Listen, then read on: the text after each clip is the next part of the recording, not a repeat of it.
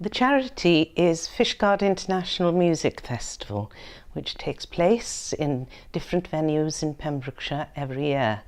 And we're very grateful to Hanfod because this enables us to put on a concert for families and young children by the group Alaw, the folk group, which consists of Jamie Smith, Oliver Wilson-Dixon and Dylan Fowler.